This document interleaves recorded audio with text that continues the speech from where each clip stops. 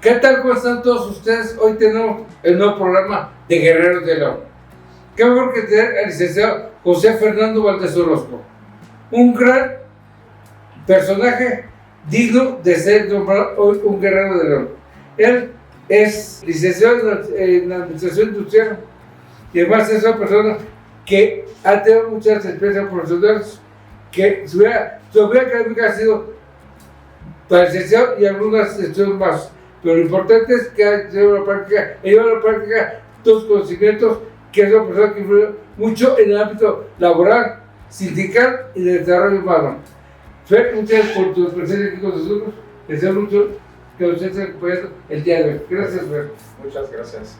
León, Guanajuato, una ciudad hermosa, llena de historia y tradiciones, llamada la capital mundial del calzado. Fundada hace más de 400 años, León, lugar que me vio crecer y formarme entre sus calles y su deliciosa comida. Tantos paseos dados por el Arco de la Calzada, el Nou-Can, el tan conocido barrio del Cuecillo y su increíble templo expiatorio, la Fuente de los Leones, su bella catedral o su hermoso jardín. Y ni hablar de ese caldo de oso, las guacamayas o la cebadina típica de mi bella ciudad. Sin embargo, una de las cosas más importantes que hay aquí es su gente. Personas cálidas, trabajadoras, con ganas de salir adelante. Sin duda unos guerreros de León. Guerreros de León, ¿cómo están ustedes?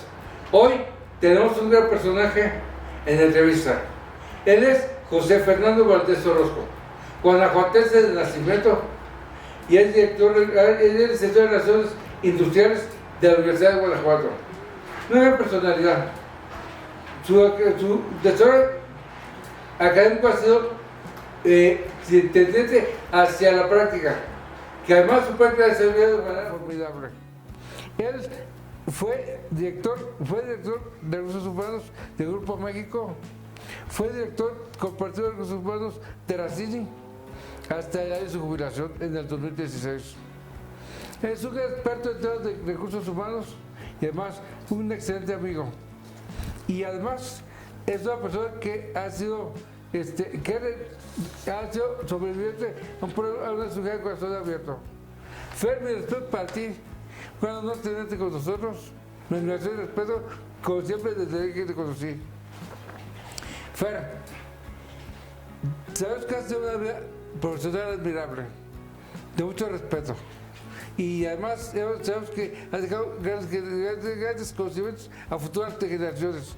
Te quiero preguntar primero, platícanos un poquito cuáles son tus orígenes familiares y el orgullo de tener padres tan grandiosos como los que tuviste. Bien, Sergio, antes que nada quiero agradecerte esta oportunidad de charlar contigo sobre algo muy importante que es mi vida. Y quiero arrancar con una frase de García Márquez que a mí me encanta en uno de sus libros, donde dice que la vida no es la que uno vivió, sino es la que uno recuerda y cómo la recuerda para recordarla.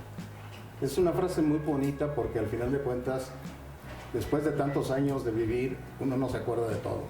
Entonces, en esta charla contigo vamos a tratar de recordar lo mejor de esta historia de mi vida, porque también hay una frase muy bonita que no sé, realmente mucha gente se la dice que es de Napoleón, pero Napoleón la dijo junto con, dice, la historia de un pueblo que no se cuenta está condenado a vivirla de nuevo. Es correcto. Y entonces, pero hay una frase también que dice, historia que no se cuenta no es historia. Y esta es la primera oportunidad que yo tengo para contar mi historia en la parte en la que yo la recuerde y como la mejor la voy a organizar y analizar y estructurar para esta reunión, porque entonces ya mi historia ya se contó y sigue siendo historia. Así es, Fer. Entonces la pregunta que tú me hacías era respecto a tus orígenes familiares y el orgullo de tener los padres con los que tuviste. Bueno, yo nací en Guanajuato en el año de 1948. Soy hijo en quinto lugar, somos 6 de familia, 4 hombres y 2 mujeres, soy el quinto. La verdad es que entre el mayor y mi edad, la edad que había es demasiada. Mis 4 hermanos, bueno, 2 hermanos salieron muy pronto de la casa y los otros 2 se quedaron. Yo tuve una niñez, mi madre es porque ya falleció, era de aquí de los Altos de Jalisco, se apellida Orozco Sáenz, hay muchos Orozco Sáenz en esta zona. Y mi padre, Valdés Varela, nunca supimos exactamente de dónde era, pero él siempre dijo que era de Tlaxcala. Nuestros árboles hacia arriba, genealógicos, son muy cortos. Yo nada más conocía 2 tías de parte de mi madre. De parte de mi padre prácticamente no conocía a nadie. Entonces, pues de ahí para acá, pues ha sido la familia que desarrolló los 6 hermanos que tuvimos. Casi todos tuvieron mucha familia. Y nada más estamos vivos el día de hoy, mi hermana la más pequeña y yo, o sea, el quinto y la sexta. Y nacimos en Guanajuato, en un barrio que se llama Mejía Mora, casi en el centro de Guanajuato. Y ahí crecimos, ahí tuve mi niñez, una niñez muy normal de aquella época. Pues era jugar a las canicas, era jugar al tronco, era salir allí a la plazuela a jugar fútbol, béisbol, todo lo que hubiera. Y mi infancia en la escuela, yo estudié en una escuela primaria particular, pequeña, Sor Juana Inés de la Cruz, donde una maestra le daba 2 grupos. Ahí hice toda mi primaria, luego hice mi secundaria en la Universidad ya de Guanajuato, y ahí donde empecé, tanto en la casa como en la escuela, a formarme como persona y a tener un crecimiento con valores, porque la parte que voy a entrar ahorita fallece mi padre cuando yo tengo 10 años y nos deja prácticamente solos, a mi hermana la más pequeña y a mí, y entonces pues mi madre, con lo poco que dejó mi papá, pero con la ayuda de uno de mis hermanos, que fue mi segundo padre, pues empezamos a luchar por la vida. Mi madre hacía gelatinas, yo las llevaba, tuvimos en la misma casa, violando todos los aspectos de seguridad habidos y por haber, tuvimos gallinas, vendíamos huevos, etcétera. Y luego pues ya empecé a crecer y empecé a participar en las cuestiones de fútbol, y me hice árbitro, arbitraba partidos de fútbol, de básquetbol, etc. Y ahí empezó ya la parte de la secundaria, ya sin mi padre, y hasta ahí es parte de mi familia, Si quieres, de una vez te adelanto, la parte, yo creo que me adelantaría mucho, quiero platicarte un poquito más de mi desarrollo entre cuando yo termino la secundaria, la termino muy pequeño, y mi hermano era el licenciado, el que fue mi segundo padre, abogado, y entonces me voy a estudiar el bachillerato de leyes, ahí hay dinero, entonces pues ahí me voy a estudiar bachillerato de leyes y empecé a cursar 2 años de derecho y no me gustó la carrera. No me gustó porque ya empecé a tener una visión de lo que iba a suceder en mi vida, que iba a estar en el despacho con mi hermano, y eso como que no me atraía. Mi hermano era muy bueno para los negocios, pero el 90% era para él el 10%.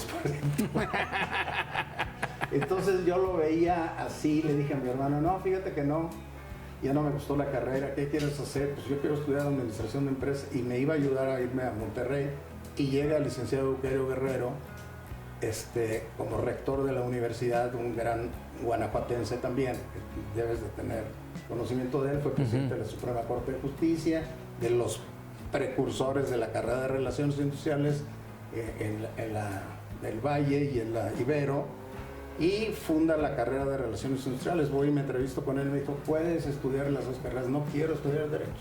Que puedes, yo te doy la oportunidad, puedes estudiar las 2, va a ser muy valioso para ti. Y fue cuando empecé a estudiar Relaciones Industriales. Y de ahí es una carrera que hoy podemos hablar de que ha sido una carrera de excelencia, de mucho trabajo, de mucha sabiduría, de mucho practicar. Mira, fue una carrera, somos la primera generación. O sea, funda la carrera el licenciado Euterio Guerrero, que en paz descanse, un gran maestro, funda la carrera y la funda con maestros algunos locales de ahí de Guanajuato, de la Universidad de Guanajuato, con Marisela Trujillo, en fin, hay varios, no quiero, Marilena Hernández, una gran contadora que fue directora de la Escuela de Contabilidad. ¿Cómo no? Y entre ellos, no quiero nombrar el licenciado Vallejo, el Toro Vallejo famoso en aquella época, y con algunos que trae de fuera, pero una carrera nueva, era nueva. La realidad es que nada más sabían la del Valle de México, en la Ibero y en el ITESO, en Guadalajara.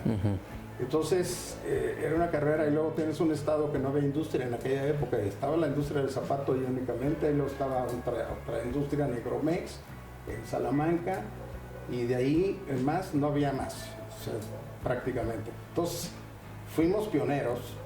Así es. Fuimos pioneros, somos la primera generación, nos tuvimos que abrir camino con conocimientos que nos dieron en la escuela, nos dieron conocimientos muy importantes, yo siempre los he valorado, entre ellos a mí la contabilidad se me facilitó muchísimo, y más adelante te voy a decir en mi experiencia, la contabilidad me ayudó muchísimo, y una vez terminada la carrera yo tuve la fortuna, yo por eso, si me preguntas antes porque viene una pregunta, te la voy a contestar antes, soy muy alborazado, ¿no es cierto? ¿Qué libro te ha marcado? Yo leí un libro hace muchos años que se llama La Ley de la Sincronicidad.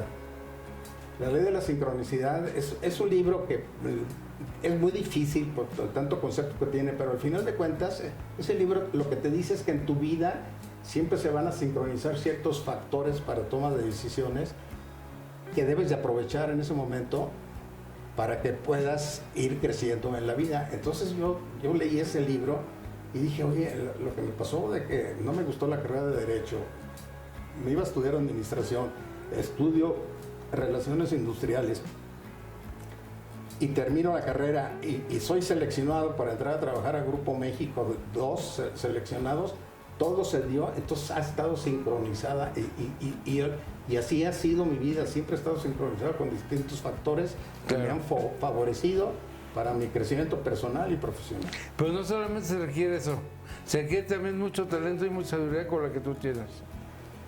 Pues sí, se necesita mucho talento. Yo creo que el talento todo el mundo lo tenemos. A veces yo digo es que se necesita mucha actitud. Exacto, Se necesita mucha actitud.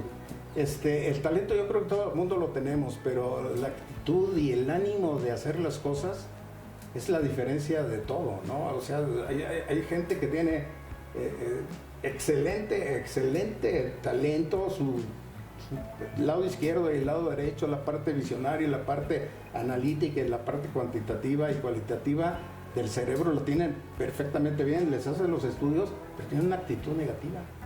Tienen una actitud negativa, de desánimo, de no querer avanzar, etc. Entonces, yo digo, se necesita mucha actitud. Yo creo que todo el mundo tenemos talento, pero no todo el mundo tenemos las ganas de desarrollar ese talento. Así es, de hacer las cosas fáciles extraordinariamente bien. Es correcto. Fer, menciona personas, ya mencionaste a los maestros que influyeron en tu vida. ¿Qué personas han influido en tu vida de diferente a tus padres? Mira, en la parte de crecimiento, me voy a regresar tantito, en la parte de crecimiento, en la parte deportiva, dos personas influyeron mucho en mi vida. Una de ellas, le llamábamos nosotros el joven, ya no me acuerdo cómo se apellida, que tenía una relojería. Con él empezamos a jugar fútbol, nos íbamos a jugar, no había canchas de fútbol en Guanajuato. Jugábamos a veces en el San Jerónimo, a veces jugábamos en la Alameda, donde es ahora la preparatoria, y a veces jugábamos en Tepetapa, donde es la estación de ferrocarril, era la estación de ferrocarril, donde llevaba la burrita.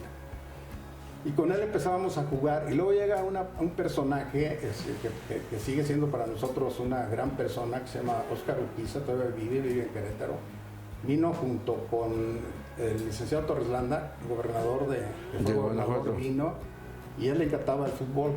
Y él empezó a crear la liga en el aspecto más formal, tenía más recursos económicos, etc. Y él fue el que de alguna forma influyó mucho en nosotros, en nuestra preparación, en seguir consiguiendo que fuéramos unas personas disciplinadas, con valores, dándole para adelante en los equipos, en los partidos, en el fútbol, etc. Porque el deporte te forma. El deporte te superforma. todos los deportistas que se han dedicado a tener también una carrera profesional en forma paralela, todos son exitosos. ¿Por qué? Porque el deporte te forma. Entonces, Óscar Urquiza para mí desde el punto de vista fútbol. Y nomás quiero decirte, yo estuve entrenando con Brasil en 1970. No, a ver, platícanos esa experiencia, por favor, platícanosla. Y lo que pasa es que Guanajuato fue sede de que Brasil viniera a entrenar y entrenó en Guanajuato para el Mundial de 1970. Ah, sí, sí. Y ahí ellos fueron los que se encargaron, donde jugábamos nosotros en la cancha de fútbol que se llama Nieto Piña. La Federación de Brasil se encargó de ponerle pasto, de ponerla bonita, ponerle gradas, etcétera. Y nosotros éramos el equipo, yo era seleccionado de la universidad, nos nombraron anfitriones de ellos y nosotros éramos los encargados de estar dentro de la cancha recogiendo balón, lo que tú quieras y mandes. Como yo era portero, entre paréntesis te voy a decir que me invitaron a jugar profesionalmente en el León antes de Darío Miranda, nada más que mi hermano me dijo, ¿estudias o juegas? Y pues la verdad es que mejor estudié. Claro. La ley de la sincronicidad. Exactamente, es correcto. La ley de la sincronicidad. Entonces, pero como yo era portero, se lesiona un portero y me le puse a parar para que no se cansara el otro portero, porque nada más traían dos. Entonces estuve portereando, el que no le metía las manos para nada era Rivelino. Tiraba con todo. Tiraba con todo. Entonces, de ahí, pues tuvimos esa gran fortuna. Yo los llevaba a jugar boliche, a los que no eran tan famosos. Me los llevaba a jugar boliche, vacilaba con ellos. Todos fuimos anfitriones de ellos. Me senté con Pelé en la media cancha y me firmó 4 balones que compró mi hermano. Nunca me quedé con ninguno, fíjate. Pero ni modo. Y luego la otra persona que influyó en mi vida fue... Una pregunta antes de terminar el tema de fútbol. ¿Ya hasta pararle a entonar todo el cemento Pelé? Sí. ¿Sí? Qué bonito, qué buena experiencia. Ah, no, y a Gerson y a Tostao, todos los que pues fueron los ahí acuérdate que fueron donde ya ganaron la Jules Rimet así es, definitivamente, así es. En el 70, pero tú y yo podemos hablar de mucho fútbol, pero se trata de mi vida. Exactamente, es correcto. No fue un paréntesis. Entonces, no te creas. Y luego, en mi vida influye una persona donde me selecciona. Seleccionan 2 personas de la generación que terminó en 70, seleccionan a 2 personas Grupo México, entre ellos yo, y me mandan a Monterrey. Y en Monterrey estaba encargado del área de recursos humanos una persona que fue mi super maestro en mi vida, se me llamaba Gabino Páez González. Esa persona influyó en mi vida como no tienes idea. Esa persona me enseñó, cuando yo llegué ahí, me enseñó que yo tenía que aprender desde lo básico y me mandó como rayador, y los rayadores eran personas sindicalizadas.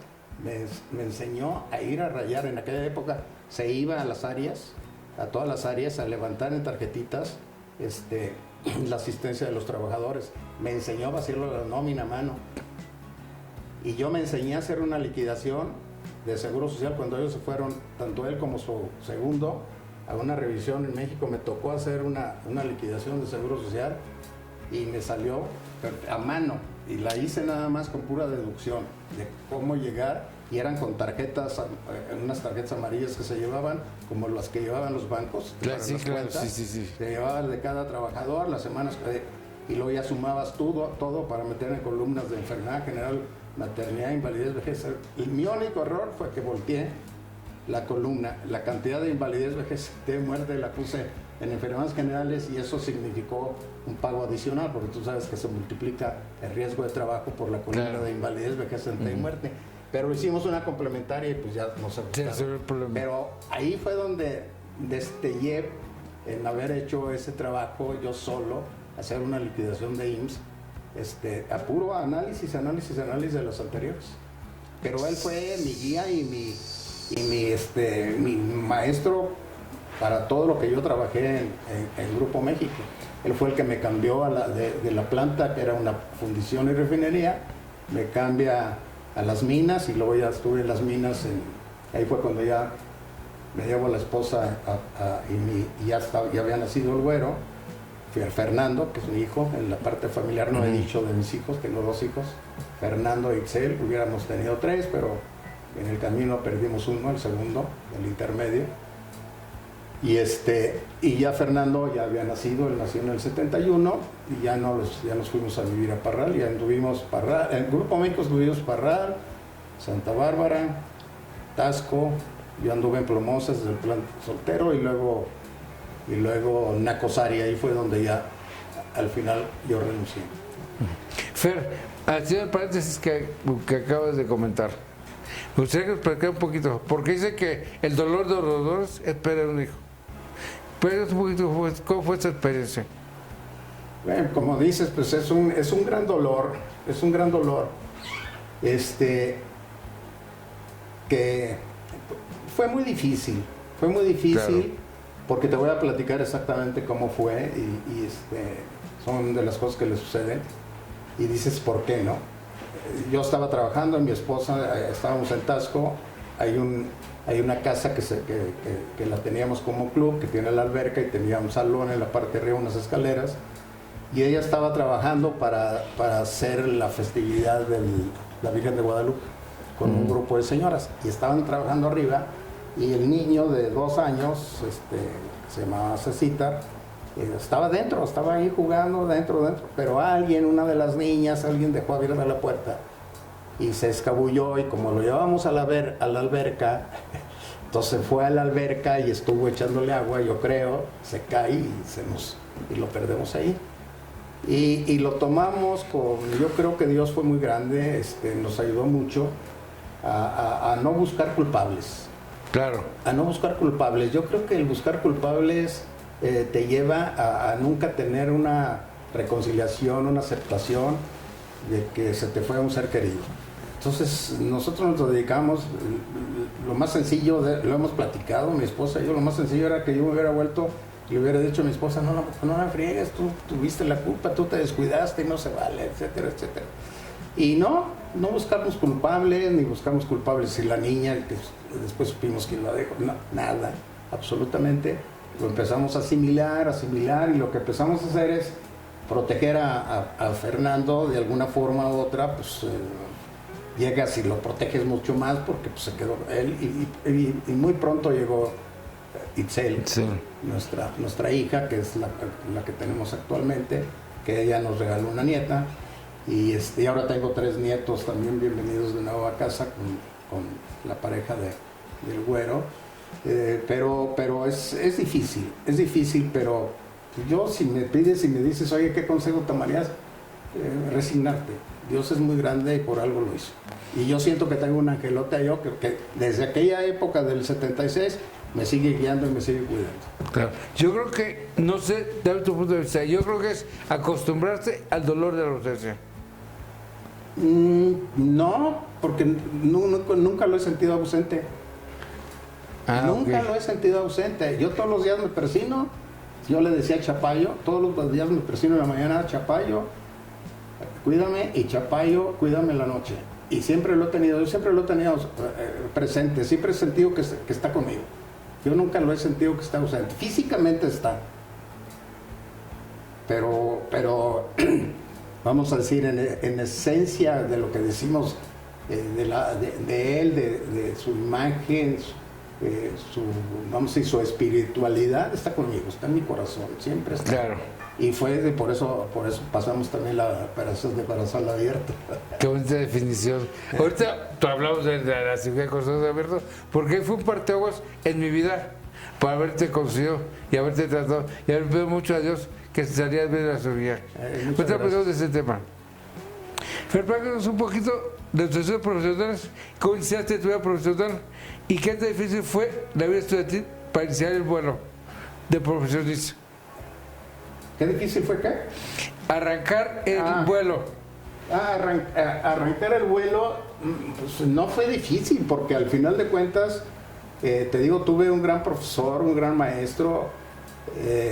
Con el trabajo que hice, eso del Seguro Social, lo que hice los 6 meses que estuve como pasante en la planta de Monterrey, que ya está cerrada actualmente, el director, ya en ese momento ya el licenciado Gabino Páez, que fue mi maestro, y nunca voy a dejarlo de repetir, ya no estaba, ya se lo habían llevado a México, y él le preguntó al director y estaba dudando, dijo, bueno, si no lo quieren yo me lo llevo, y ya me cambio a las minas.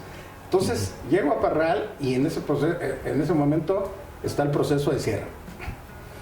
Y me toca cerrar la Prieta, así se llama la mina, la Prieta. Me toca hacer, yo no lo hice el cálculo, pero aprendí a hacer cálculos de liquidación, de cerrar, de hablar con la gente, de estar con la gente. Luego de ahí me mandan a Santa Bárbara, me mandan a Taxco, allá la jefatura, la primera jefatura que tengo. Pasan 4 años, la llevo muy bien, tuve una relación excelente con el sindicato, hicimos muchas cosas. Yo siempre fui muy inquieto en la parte de recursos humanos, de no quedarme siendo un área transaccional única exclusivamente, o sea, llevar nada más la nómina, tener las prácticas con el sindicato, no, siempre he ido más allá. He ido a ver por la gente, sus programas de formación, de capacitación, de desarrollo, ir por la parte de la comunidad, de sus familias, etcétera. Y luego me mandan, yo andaba buscando una maestría. Y dale que quería estudiar una maestría, hasta que me habla Gabino Páez y me dice, vente Fer, ya te conseguí para que hagas tu maestría. Y yo feliz de la vida, ¿sí? ¿Dónde voy a hacer? No, nomás vas a hacer maestría, vas a hacer maestría y doctorado. Dije, güey, espérate, nada más una por una, ¿no? Y me dice, no, te voy a mandar a Nacosari. Nacosari es una de las minas que más dinero le deja a Grupo México actualmente, es una mina de tajo abierto. Y eso fue en el 78. En el 78 Nacosari estaba en un paro loco, era cuando los famosos sindicatos independientes, el FAT, en la época de Díaz Ordaz, y tenía un problemón, estaba en la construcción y había un convenio trilateral entre el sindicato, la empresa y la CTM, el sindicato minero. Entonces la CTM era la encargada de la construcción y una vez terminada la construcción se retiraba y entraba el sindicato minero. Pues no, se les metió el FAT, se les metió el sindicato de soldadores, en fin, y entonces me mandan. En ese momento ya como que ya se estaban arreglando las hostilidades y llego allá a Nacosari y la cosa estaba horripilante. Y entonces logré levantar todo, luego ya la gente ya no quería el sindicato de Napoleón, el papá de Napo, que lo conocí muy bien. Y logré cambiar el pensamiento de la gente a que tuviera el sindicato minero y que tuvieran el primer contrato, y además me dieron a mí la jefatura de recursos humanos de ahí, era como si fuera yo un presidente municipal. Te voy a decir que tenía el transporte, o sea, teníamos en un lugar que se llama, donde estaban las oficinas, teníamos varias colonias. Y entonces teníamos una línea de transportes que tenía 50 camiones. Y todo eso, la logística y todo, yo la revisaba. Tenía el área de capacitación, el área de reclutamiento, selección de gente, y tenía el desarrollo de la comunidad. Nosotros empezamos a construir allí, bueno, cuando yo llegué estaban a punto de construirse, llevamos gente a vivir ahí, las llevábamos de lugares donde no conocían los baños y no conocían cómo comer con cubiertos y todo. Llevé trabajadores sociales.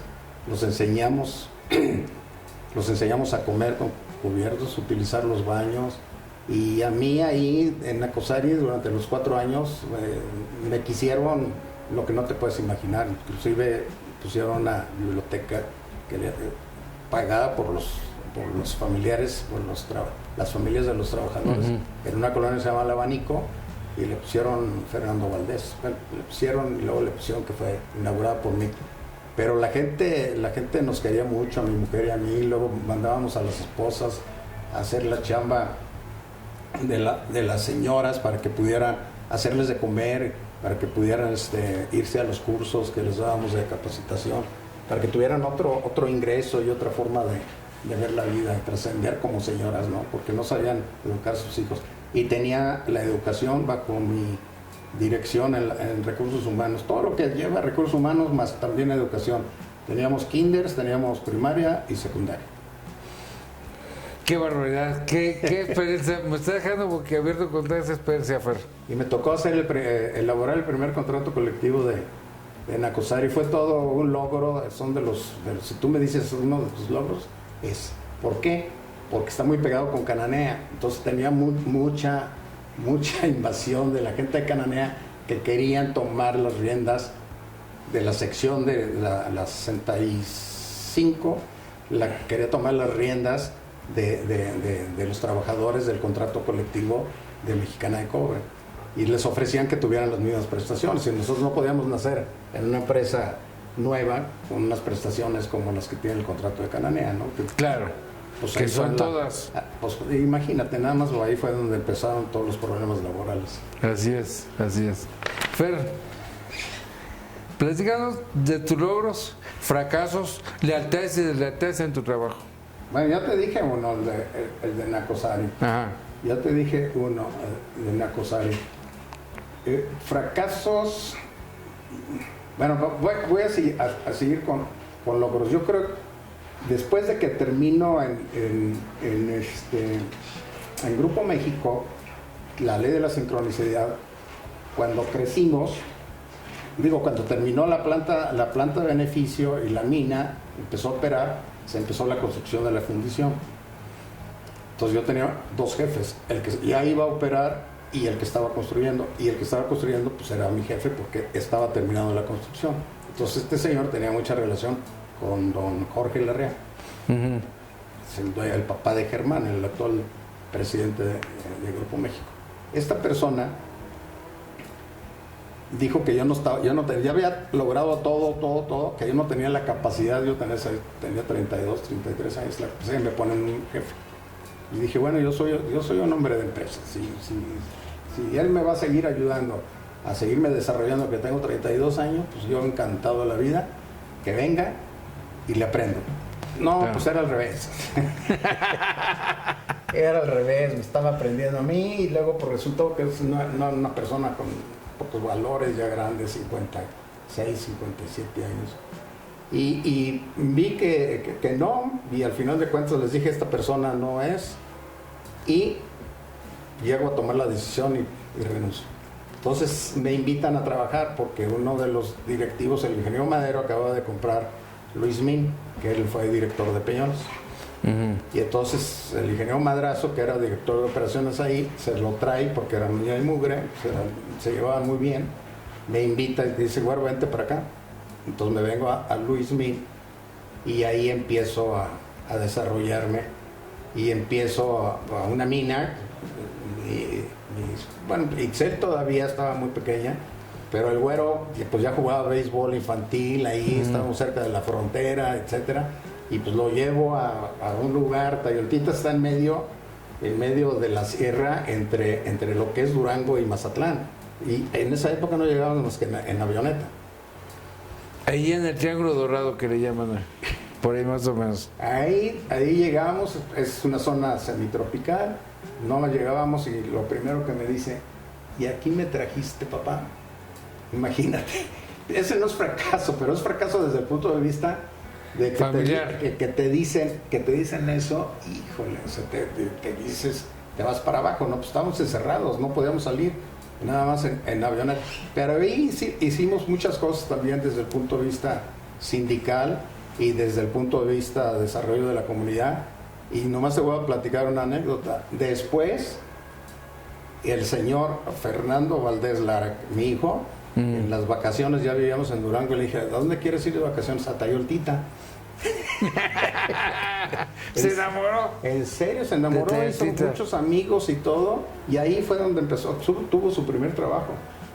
O sea, llegaban los comestibles al aeropuerto, era un campo de aviación, era de terreno de 750 metros, y en carretilla tenían que cruzar un puente colgante para cruzar el río, y en carretilla llevaban los comestibles a las tiendas, y en eso estuvo chambeando. Mira, de más logros, tuve muchos logros en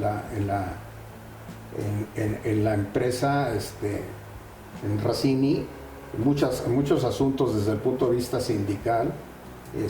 Logré hacer fusiones, por ejemplo, en Piedras Negras. Nacimos con una empresa nueva, distinta, con prestaciones distintas, porque teníamos una planta pegaditas, pero llegó un momento en que la planta nueva llegó a tener más utilidades y ya nos ocasionaba problema con la vieja, que no tenía los mismos. Entonces, lo que hicimos fue agarrar y fusionar, y fusioné y liquidé las prestaciones en exceso de la vieja, y hice una fusión con el nombre de la nueva. Esos son logros importantísimos, porque al final de cuentas no nomás logré el asunto de la fusión para el aspecto desde el punto de vista PTU, sino logré para la flexibilidad de la operación, para que pudiera trabajar una persona que está en tratamientos térmicos en Muelles 1, que fuera a Muelles 2, así les llevamos a las dos plantas. Entonces logré que pudieran andar de un lado y antes no se podía. Entonces logro flexibilidad de operación y logro el aspecto desde el punto de vista fiscal.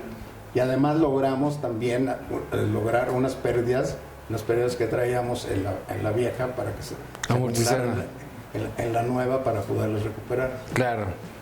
Tú que eres súper experto en fiscal. Pues se me hace exceso de talento, insisto. Ahora, fracasos.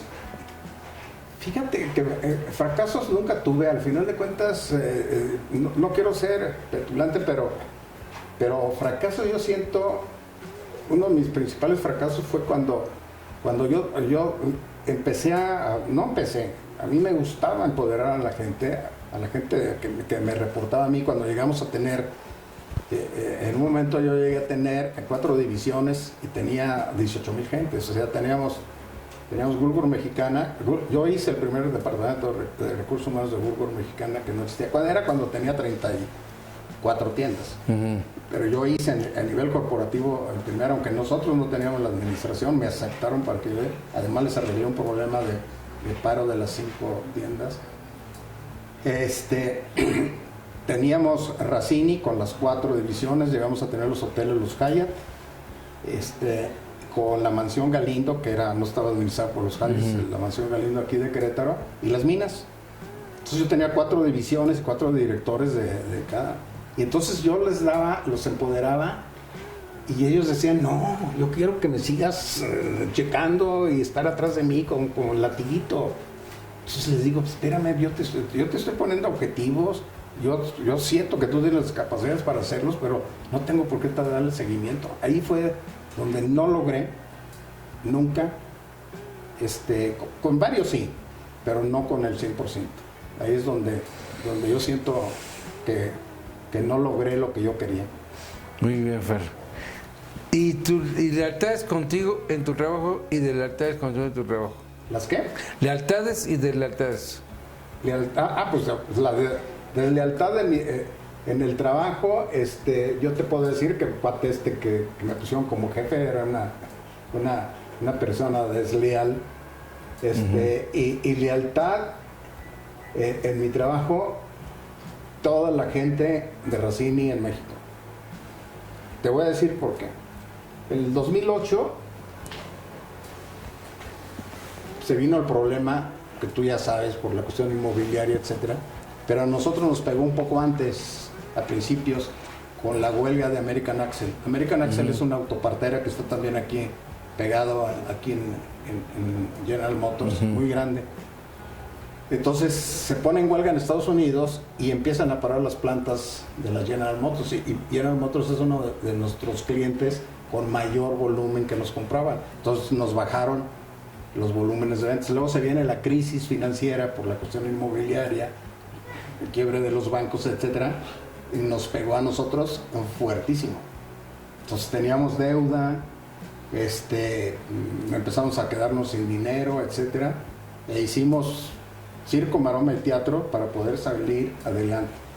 Y yo creo que ahí fue también uno de los grandes logros que yo tuve en el aspecto del manejo de recursos humanos, y ahí es donde entra la lealtad y el compromiso. Esa se crea con los años, no se crea de la noche a la mañana. Claro. Y entonces con todo el trabajo que hicimos nosotros, de varias cosas, te puedo enumerar desde educación para adultos. Nosotros agarramos a Racini con 5º grado de primaria. Cuando yo salí tenía en promedio Racini 14 años de estudios. 14 años de estudios. ¡Qué brincote tan enorme! No, hombre, teníamos el promedio nacional más alto, o tenemos. Creo que ya vi el último informe, creo que ya traen 16, 17 en promedio. Y entonces lo que hacemos, no tenemos dinero, tuvimos tristemente, pues porque así sucede, cuando tienes un cuerpo malo y el brazo es el malo y lo puedes cortar y salvas el cuerpo, teníamos 3.400 gentes, tuvimos que dar de baja poquito más del 50%. ¿Y sabes cómo las dimos de baja? No teníamos dinero, a la palabra. Así que esta es tu liquidación y te voy a pagar cada semana como si estuvieras trabajando. Durante los siguientes 6 meses mínimo. Cada semana te voy a pagar la raya. Cada semana te voy a pagar la raya. Lo hice en Piedras Negras, en Jalostoc y en Puebla. Con todos. Sin convenio con la Secretaría del Trabajo. Simple y sencillamente porque... A la palabra. ¿Por qué? Porque la gente tenía lealtad y compromiso hacia la empresa. Inclusive me hicieron, digo porque fue cosa de recursos humanos, me hicieron un caso en el IPAD. Hay un caso que se llama la tormenta perfecta. Y ahí se habla de esa parte. Yo cuando se presentó el caso, me dice el director de Volkswagen, le dijo, Fernando, ¿y no hiciste ningún convenio? No hice ningún convenio, es que no te creo. Le digo, bueno, pues aquí está, ya falleció Mauricio Obrem y él es testigo, pues porque él estuvo ahí y a veces nos ha ayudado dándonos algunas asesorías y él le dijo, no, y fue la palabra. Y eso es lo que te digo, esas son las lealtades que te has ganado y nos la ganamos entre todos, porque nosotros teníamos un modelo, yo definí un modelo donde el centro, todos los grupos de interés, el sindicato, la empresa, la comunidad, todo, vergían contra el supervisor y el colaborador. Ese es el centro de las buenas relaciones en todas las empresas. De ahí nacen los problemas. Cuando tú tienes una adecuada relación entre supervisor y colaborador, no vas a tener problemas. No vas a tener problemas. Polvito de oro para el cerebro de muchos estudiantes de la carrera. Híjole, ya los estudiantes de la carrera, yo te voy a decir una cosa, a mí me sirvió muchísimo, lo dije ya en una parte de la charla, me sirvió muchísimo lo que yo aprendí de contabilidad, aunque nada más llevamos hasta contabilidad de costos, pero los principios de la contabilidad me ayudaron muchísimo porque los empecé a aplicar en la parte del área de recursos humanos.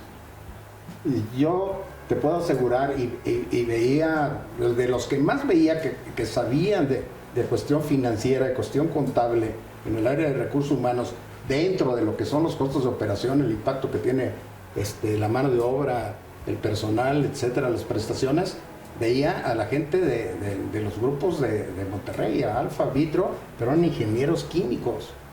O sea, no eran relaciones industriales. Y toda la gente de relaciones industriales, administración, que yo me he topado, de los de recursos humanos, carrera, me los he topado y no saben de costos. Tú les preguntas, oye, ¿cuál es el impacto del costo de la mano de obra en el costo de operación?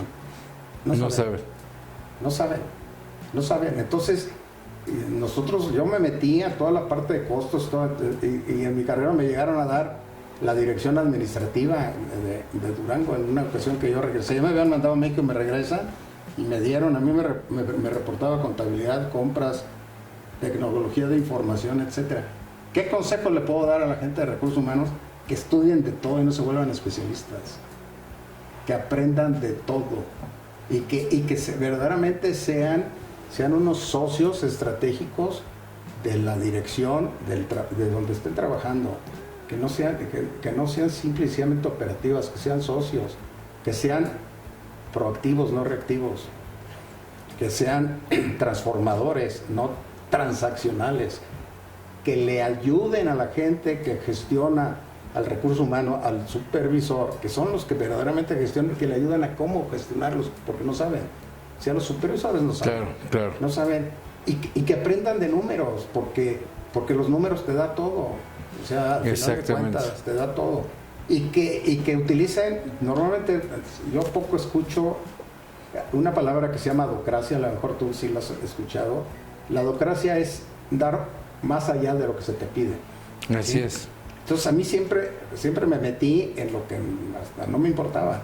Yo tenía también mis áreas de recursos humanos y una vez vi que la parte de calidad renunció y que nadie la estaba ejerciendo, como la ley física dice, una fuerza que no se ejerce, hay otra fuerza que lo va a ejercer. Me metí, estudié y yo era el que llevaba, aparte de recursos humanos, yo llevaba el sistema de calidad de Resini.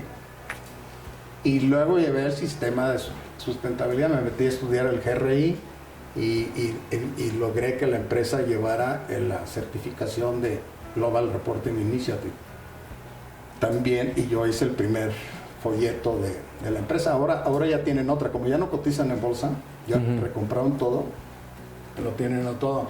Pero yo dejé la empresa siendo certificada, empresa socialmente responsable, es hasta fácil, pero certificada en Workplace to Work. Eso se requiere mucho trabajo y mucho talento. Pues se necesita mucho trabajo de que no lo hagas tú, y mucho trabajo. Yo les decía, y veo cuando a veces voy a otros grupos que de repente me invitan, y les digo, no se queden aquí en las oficinas en México, en las corporativas, váyanse a las plantas. La gente tiene que, es otro consejo que yo le daría a la gente que está en las áreas de recursos humanos, que conozcan muy bien el piso. Se le llama conocer bien el piso, que conozcan muy bien a la gente, que conozcan los procesos y que conozcan para que puedan ser. Hace rato estábamos platicando, antes de empezar la charla, estábamos platicando de que la mayor parte de las empresas no analizan las capacidades que tienen de su gente. Entonces, ¿cómo las puedes analizar? Cuando tienes un buen inventario de recursos humanos, con unos buenos perfiles definidos, qué se pide a la gente, y cuando la gente la mides contra lo que se le pide en teoría del puesto, que es impersonal, una descripción de puesto, y ves las áreas de oportunidad y ves qué capacidades tienes de la gente. Entonces las empresas siempre van a cumplir con su visión y su misión. Todo está ligadito. Por supuesto. Y no estoy inventando el hilo blanco, ¿no? Tú ves, tienes visión, misión y todo, pero la mayor parte de las empresas las tienen para poder sacar el ISO 9000. Exacto. Y que además son muy distantes de la realidad. Exactamente. Así es. Exactamente. Fer, ya estás jubilado. Sí. De repente asesoras a algunas empresas. Ajá. ¿Cuáles son tus metas a futuro?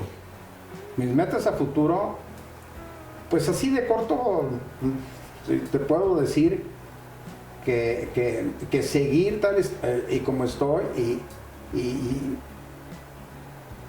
y siempre tener proyectos en la vida. Yo no sé si leí un libro, pero lo vi o en una de las pláticas, algo leí que dice que la vejez empieza cuando dejas de tener proyectos. Así es. Y la vejez no empieza si tú tienes proyectos. Entonces, una de las cosas en mi vida que yo tengo es siempre tener proyectos. Claro. Ahorita, por ejemplo, en la parte deportiva, oye, pues que el pádel, que ya se puso de moda ahí, que ya pusieron las canchas, me compré mi raqueta, tengo como proyecto jugar pádel. Entonces, esos son proyectos, cualquier cosa que estés haciendo, porque en el momento que dejas de tener proyectos en tu vida, de qué puedes hacer, qué no puedes hacer. Por ejemplo, mi patrón, también el ingeniero Madero, que también tuve la oportunidad de uno de los empresarios más importantes de México, el ingeniero Antonio Madero Borracho. Ya cuando me jubilé me dijo, haga un libro. Le dije, no, ingeniero, eso sí no. ¿Por qué? Porque al final de cuentas libros van y vienen desde el punto de vista de liderazgo, de administración, de todo, van y vienen. O sea, por ejemplo, no hay libros sobre cuántos contarás tú de tu problema que tienes de corazón y de cirugías de corazón abierto. Poquitos, ¿no? Claro. Y de liderazgos, ¿cuántos hay? Muchísimos. Muchísimos. ¿Por qué? Porque son moda. El liderazgo le pones una H y una quién sabe qué, y le pones, y que ahora que la inteligencia emocional, ahora que aparte de la inteligencia emocional o sea, y le digo, no tiene absolutamente ningún caso. Lo que sí puedo es, si alguien me dice, oye, ven y ayúdame a desarrollar a estas personas con lo que tú aprendiste para que la gente no se quede en esa parte, lo hago. Pero la gente no quiere, o sea, las empresas, yo te puedo decir, las empresas no quieren las áreas de recursos humanos transaccionales y con poca capacitación en la parte técnica. Y en la parte dura de desarrollo, que ahí viene la parte de desarrollo organizacional, la parte de mejora de la cultura de la empresa, porque la cultura de la empresa no se cambia, se mejora. No le ponen mucho, no ven ese desarrollo como inversión, lo ven como un gasto. Claro, es correcto. Lo ven Es como correcto, un gasto. así es. Lo ven como un gasto. Y mientras lo vean así, va a fracasar la empresa en su tema de capacitación. Lo que pasa es que las empresas no fracasan, o sea, el mercado y las condiciones, etcétera, no fracasan, o sea, son los ajustes y no fracasan. Lo que pasa es que pudiesen ganar más dinero de lo que están ganando el día de hoy y eso no lo analizan. Y porque el área de recursos humanos no le ayuda a analizar. Si le ayudan a analizar, dime una empresa que analice cuánto le cuesta la rotación de personal. Ninguna. Difícilmente lo hace. Y la rotación de personal es uno de los indicadores que siempre, cuando menos, son los mínimos que analizan todas las empresas desde el punto de vista transaccional. Ausentismo, rotación de personal y la cuestión de siniestralidad por el pago de las cuotas en el Seguro Social, porque no se les vaya a elevar. De ahí más, no analizan, oye, ¿cuántos cursos diste? Pues, di unos cuantos, etcétera. Y la parte laboral de que, pues, si tienes sindicato, no se te vaya a salir. Pero la rotación de personal es carísima. Claro, totalmente. Carísima. Y ahí es donde si tú arreglas tus problemas en la cuestión de rotación de personal, pues se te van a acabar. Nosotros, nomás quiero decirte, nosotros tenemos una rotación, porque hay muchas formas de medirlas. Tenemos una rotación en Piedras Negras, por decirte, antes de que tuviéramos esa planta que te digo nueva y luego después la fusioné, no teníamos la nueva, teníamos 1,400 gentes. Y todo el mundo me decía, es que tenemos una rotación, porque más o menos se iban como 350 gentes cada año. Y diga, espérame tantita. Tú estás midiendo la rotación de los 350 contra los 1,500, ¿sí? Pero la rotación lo debes de medir.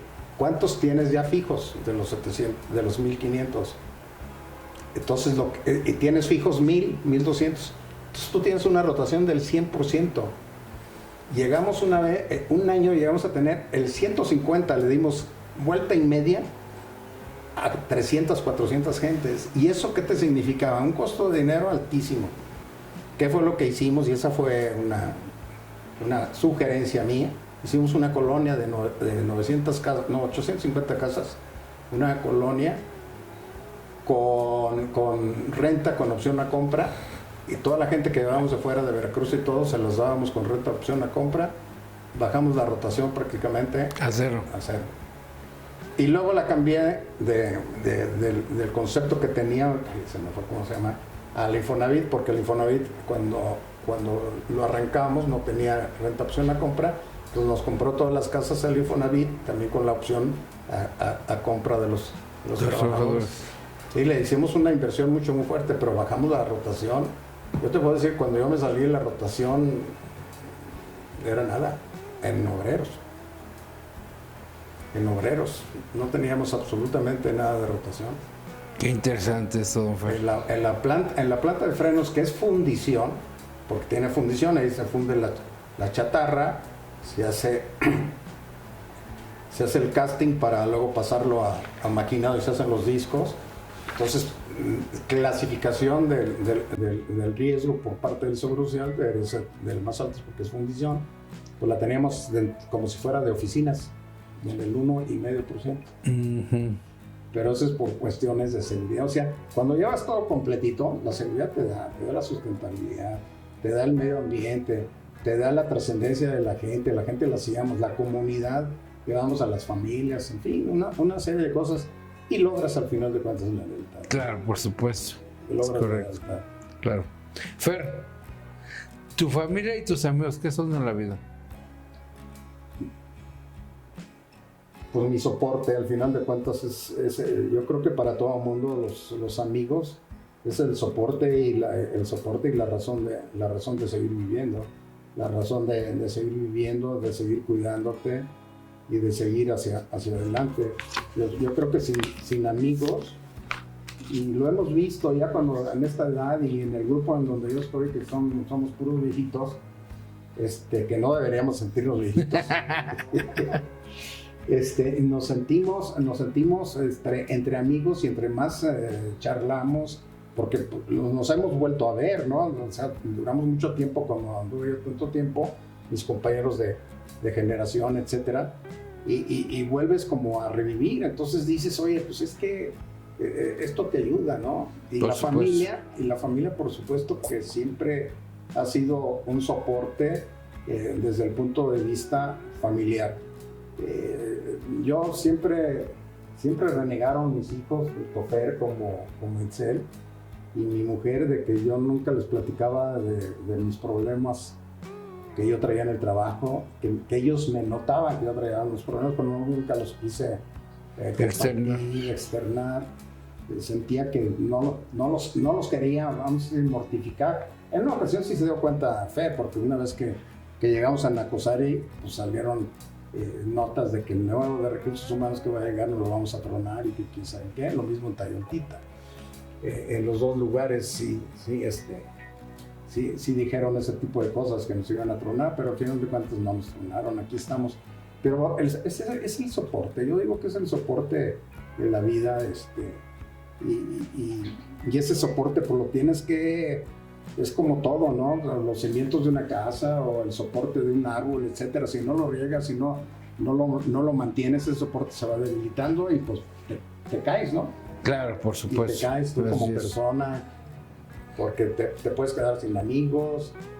Y siempre yo siempre fui y soy una persona que siento que una de mis características es ser amable. Yo creo que, y eso a mis hijos se los he inculcado, ¿no? Yo creo que la amabilidad de tratar siempre bien a la cliente, y esa amabilidad se ha ido perdiendo. En el transcurso del tiempo se ha ido perdiendo. Ya el por favor y gracias, ya casi no existe. Ya te piden, ¿me das esto? Espérate tantito. Ponle esto, ¿no? Entonces cuando eres amable, pues se te da todo, ¿no? Y cuando tienes actitud, no sé, tú hayas visto, a mí me encanta una fórmula de un pelado que sale ahí en Aprendemos Juntos en Vancomer, de BBVA, no sé si lo hayas visto en YouTube, donde dice que el valor tuyo es la unión de tus capacidades y habilidades multiplicado por la actitud. Claro. Sí, es lo que te decía hace rato. Oye, puedes tener un chorro de capacidades, de habilidades, de talento, etcétera, pero si tienes una actitud, pues el multiplicador, tienes una actitud negativa, pues esa suma de capacidades y habilidades multiplicado por cero da cero. ¿No? Así es. Entonces a mí me encanta tu valor, tú como persona, multiplica tus capacidades más tus habilidades por la actitud. Claro, ¿no? Es correcto. La actitud cambia el mundo. La actitud, y sobre todo hay otra parte también que él habla, que me encanta. Una de las cosas que más me gustan también y que yo les recomendaría a los chavos que ya terminaron y los que están terminando, hay tanto material en YouTube y sobre todo en BBVA que híjole, no te lo acabas. Hay la otra parte donde te dice, nunca pierdas la esperanza, porque si no tu actitud se va a ir para abajo. O sea, aunque caigas, que no te gane el desánimo contra la esperanza. Entonces la esperanza debe morir al último. No, nunca pierdas la esperanza porque siempre vas a revivir la actitud. Correcto. Muy bien, muy padre. Fer, ya para finalizar, estimate que ya estamos en el año 2060, 2070. Tú y yo estamos aquí, en este mundo, en este plano. Y sin embargo, nuestros hijos, nuestros nietos, nuestros bisnietos, nuestros tataranietos van a tener la tecnología para agarrarnos de aquí cuando estamos sentados, de llevarse a un sillón, sentados que digan, abuelo, bisabuelo, tatarabuelo, ¿qué me dirías a mí que soy tu descendencia? ¿Qué te diría? Bueno, se viene la parte de la tecnología, se viene fuertísimo, ya la tenemos encima, ¿no? Uh-huh. ¿Qué te diría?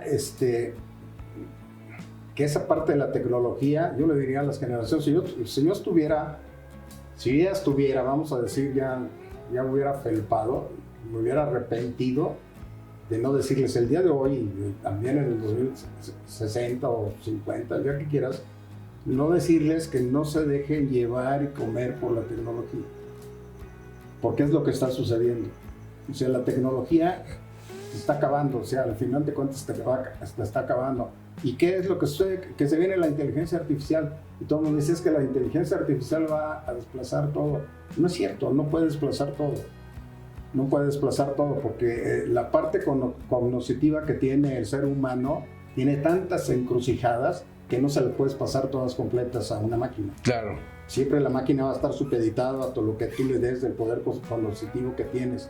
Y entonces, yo lo que podía decirles, cuida el medio ambiente, cuida la tecnología y utilízala adecuadamente. Ilimitadamente. No. Dale límites a la tecnología.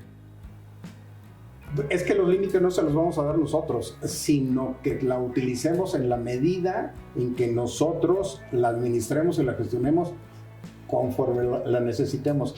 El día de hoy, por ejemplo, leí un artículo ayer o antier en el Reforma, donde dicen que ya la inteligencia artificial la están utilizando para seleccionar a la gente, para disminuir la rotación de personal. Y dije, ay, pues no.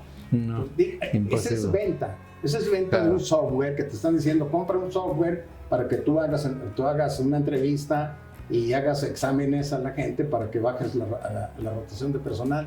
Sí, pues a lo mejor sí, escoges al mejor pelado y es como en el fútbol, pues, escoges a un Messi a jugar, si Messi tiene una actitud de personalista y de un líder que no le gusta trabajar en equipo, pues no va a funcionar, claro. Entonces el señor se va a ir.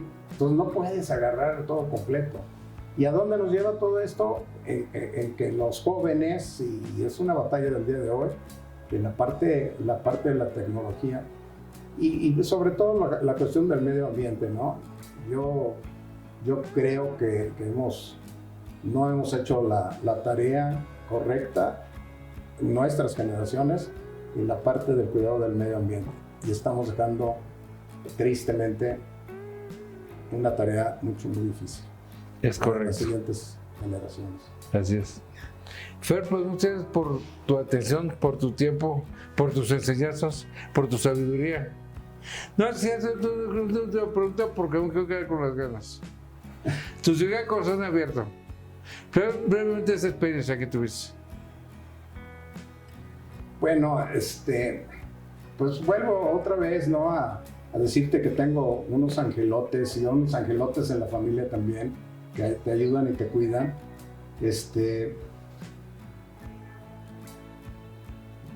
Nosotros, bueno, yo he manejado toda la parte de prestaciones de la empresa y tenemos check-ups a distintos niveles, hasta a nivel de los segundos de los gerentes. A mí nunca me gustaron los subs, porque yo decía que todos los puestos que dicen sub son eunucos, no tienen...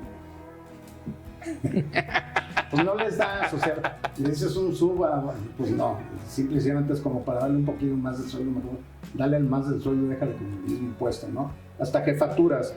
Pero llega mi patrón, el ingeniero Madero, y me dice, oiga, Fer, ya no me gusta, acabo de ir a Lomas Altas, en México, me acabo de hacer un chequeo con su cardiólogo, precisamente yo ni siquiera sabía. Y me está diciendo que van a hacer chequeos médicos ahí y ellos tienen relación con Clínica Mayo de Estados Unidos. Y la última vez que fui al ABC ya vi con mucha gente y o sea, no es una atención adecuada porque es muchísima gente. Y dije, a mí me toca.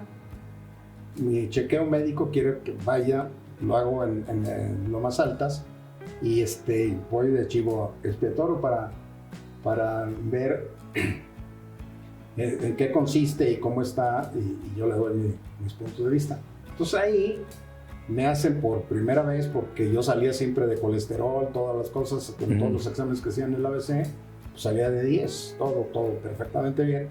Pero ahí me meten y me hacen la tomografía de coronarios. Entonces resulta que salí con unas calificaciones muy altas.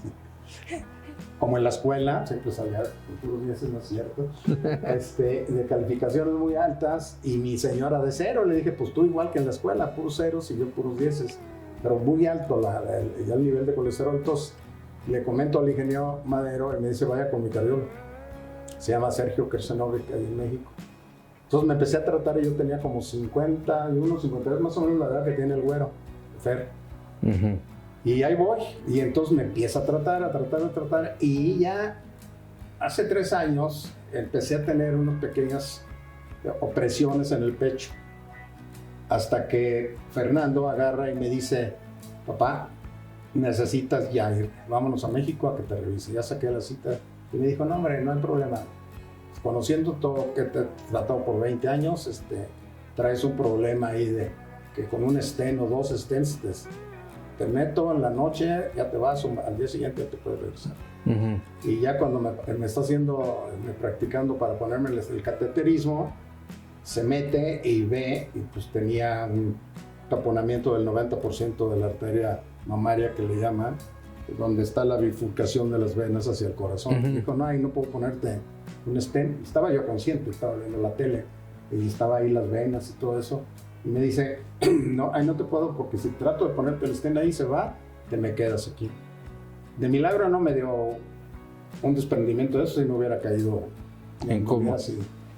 Entonces me dice, ya le hablé al doctor, no puede, está en San Antonio, su socio, porque él es cirujano clínico nada más, el que me estaba viendo. Entonces necesitaba el cirujano para que hace operaciones, se llama Alejandro Rey. Y entonces me operaron 2, el cirujano, el que ve lo de las piernas, y me sacaron un pedazo de vena y un pedazo. Pero todo se dio, el mismo Fer cuando me dice, no, papá, tienes que ir a verte. O sea, la fortaleza de decirme, con esos pantalones, pues me obligó, si no, no hubiera ido. Entonces pero fue una experiencia padre, porque me dijeron, te vas aquí a tu casa ahí en México, no te mueves, ya sé que es de 2 pisos, no te mueves de ahí arriba, si vas al baño, prefiero que no estés estreñido. Bueno, todas las recomendaciones, me pasé toda una semana, casi sin moverme así, pero fue una experiencia, pues padre, porque sufrí, pero padre, pues porque reviví, y al final de cuentas resulta de que me dijo, pues tu corazón está perfectamente bien. Ya ves que lo quitan y lo ponen, lo paran, duró 23 minutos parado, y cuando lo volvieron a poner funcionó sin que le dieran los toques. El toque. O sea, funcionó tu corazón y todo lo que se ve ahí, todo está bien. Pero sí es una experiencia de que dices, híjole, estoy a punto, porque a mí, siempre se pregunta uno, ¿y por qué a mí? ¿Por qué a mí? ¿Por qué a mí?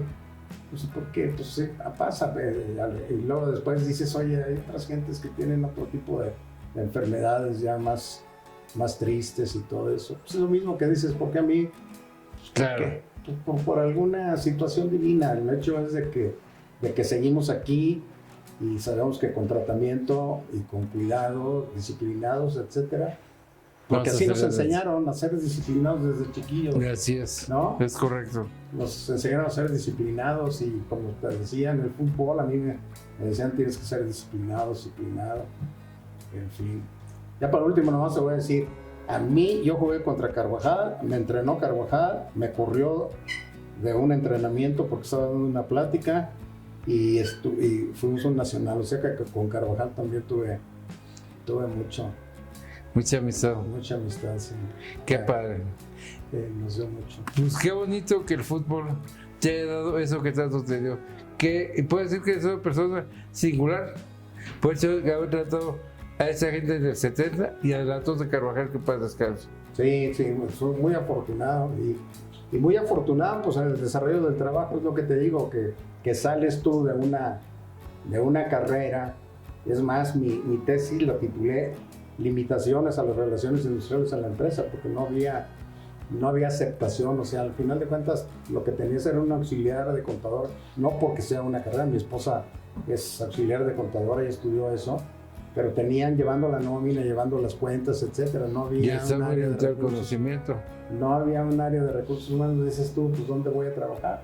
y me cayó del cielo de que entrara yo a trabajar y que me mandaran a Monterrey, porque a mi otro compañero lo mandaron a una mina en Michoacán, en Guarana. Estaba la cosa ahí caliente como no te puedes imaginar. No como está ahorita. Ahorita no tiene comparación. En aquella época estaba difícil, pero no era tanto, ¿no? Perfecto. Así es. Fer, pues muchas gracias por habernos compartido esa experiencia de tu vida. Esperamos que ahora que te veas y que te escuches haya quedado a satisfacción de lo que tú te mereces.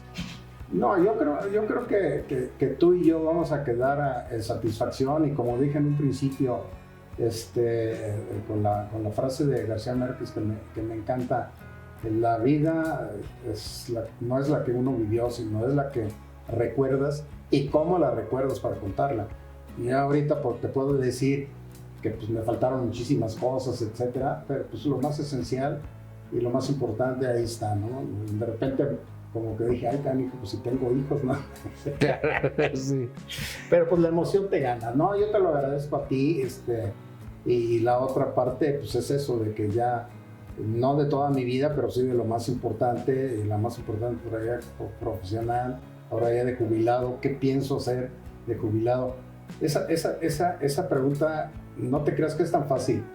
Yo trabajé mucho en hacer toda una metodología de outplacement para la gente que se empezaba a retirar en la empresa, en Resini.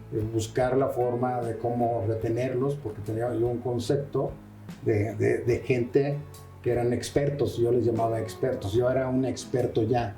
Ya no tenía posibilidad de ascenso a ningún lado, pero era un experto que me podían utilizar para seguir dando entrenamiento, capacitación.